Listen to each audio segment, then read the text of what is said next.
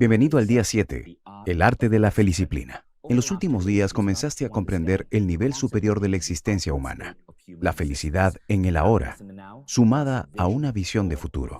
Ahora verás la insidiosa idea generalizada de que, para ser espiritual, debes renunciar a ciertos aspectos de tu ego. Hoy veremos cómo alcanzar estos niveles del ser, pero antes, volvamos a un concepto que vimos en el calentamiento del programa: la ingeniería de la conciencia. Aprendemos a través de los modelos de realidad y los sistemas de vida. Seguramente notaste que en los primeros días, mis enseñanzas contenían nuevos modelos para entender el mundo. Modelos para entender este nivel superior y para comprender al revolucionario espiritual.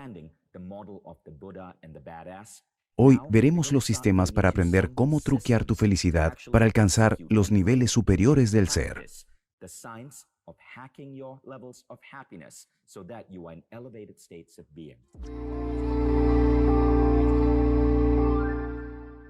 Primero, veamos la ciencia de la felicidad.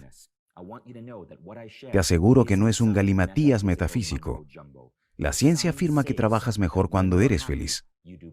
Hay muchísimos libros que hablan del tema en los últimos años, desde Inteligencia Positiva de Chamin hasta La felicidad como ventaja de Aker.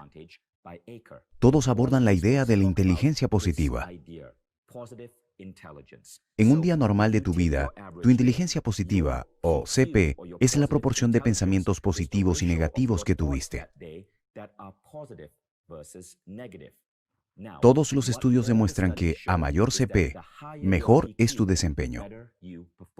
Según un estudio, los diagnósticos médicos eran un 90% más acertados cuando los doctores estaban felices. ¿Sabes qué hicieron los científicos para alegrar a los doctores? Antes de la consulta, les dieron un caramelo. Eso es todo. Una sencilla acción que activó la felicidad. Esto lleva a Sean Acker a preguntarse en su brillante libro La felicidad como ventaja: ¿tu doctor debe darle un caramelo a tu hijo o viceversa? Otro estudio dice que los vendedores optimistas rinden un 55% mejor que sus compañeros pesimistas. Y otro más muestra que los niños felices obtienen mejores notas. Otro estudio afirma que los empleados que trabajan al lado de un amigo están 7 veces más comprometidos con su trabajo, porque los amigos elevan nuestra sensación de felicidad. Si sabemos que la felicidad aumenta nuestra productividad y nos impulsa hacia nuestras metas muchísimo más rápido, ¿por qué es tan escurridiza? Porque muchos creemos en una mentira llamada felicidad condicional. Dejaré que nos lo explique mi buen amigo el profesor Srikumar Rao. Rao es uno de los principales expertos en MBA. Hablo mucho de él en mis enseñanzas. Es autor en Mind Valley y conferencista en las principales universidades empresariales del mundo: Kellogg, la London Business School y Columbia. A continuación escucharás a uno de los mejores catedráticos de MBA hablar de por qué la felicidad es lo más importante que debes desarrollar. Let me speak about happiness. It's probably fair to say that in some way, shape, fashion, or form, our entire life is a quest to be happy. The problem is, we go about being happy the wrong way. We think that we will be happy when something happens or when we get something. When we get a better job, a higher pay, a bigger house, when we become married or have children, or our children do well, something happens outside and then we will be happy. This is what I call the if-then model. And the if-then model is fundamentally flawed. Look back on your own life. Can you imagine some time when you really wanted something? I mean, you really wanted it and you got it and you were thrilled for a few minutes, an hour, a day, a week, and then it simply became part of the background of your life and you moved on. It happens to us all the time. And that is because the if-then model itself is flawed, but we never recognize that the model is flawed. We simply think we put the wrong side on the if side of the equation. And if we put the right item, then life would be fine. So don't take my word for it. Think back on your own life. Can you remember some time when you were confronted with a scene of such spectacular beauty that it took you outside of yourself to a place of great calm and serenity? Perhaps the ocean, or a beautiful valley, or a mountaintop covered in ice, or a rainbow. Practically everyone can remember at least one such instance. Do you remember why that happened? That happened because somehow, inexplicably, at that instant, you accepted the world exactly as it was. You didn't say, that's a beautiful rainbow, but it's off to one side. And if I could move it 200 yards to the right, it would be ever so much better.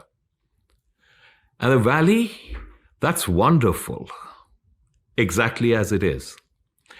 Your life right now, with all of the problems you have, your life right now, with all of the problems you think you have, is every bit as perfect, but you're resisting some aspect of it with might and main. Darn it, this is not the way it should be. This is the way it should be.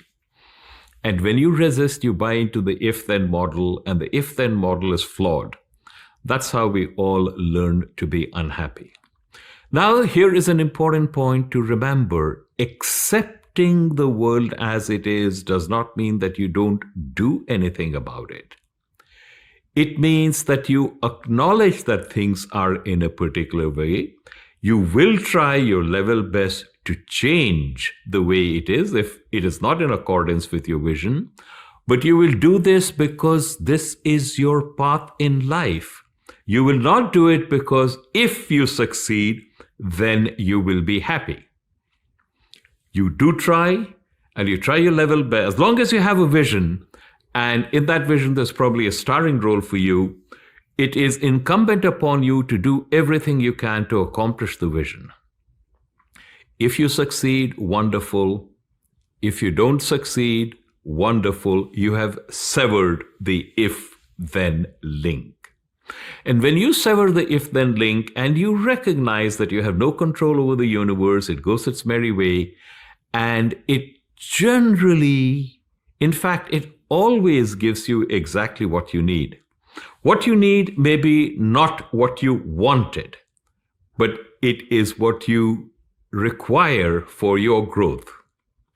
Think of the universe as a benevolent entity. It is not indifferent towards you. It knows you exist and is well disposed towards you and always arranges it so that you get exactly what you need at precisely the time that you need it. Now, imagine this. You're in the shower, the water is hot, you're feeling very relaxed and at ease with the world, and all of a sudden you burst out singing. You don't burst out singing because you want to be happy. You burst out singing because it is the spontaneous expression of your happiness. It is possible to live life in exactly the same way. You do what you're doing because this is your path in life. It is a spontaneous expression of your path. You don't do it because if you do it and something happens, you will be happy. You do it because it is an expression of your joy, your well-being. It is indeed possible to live life like that.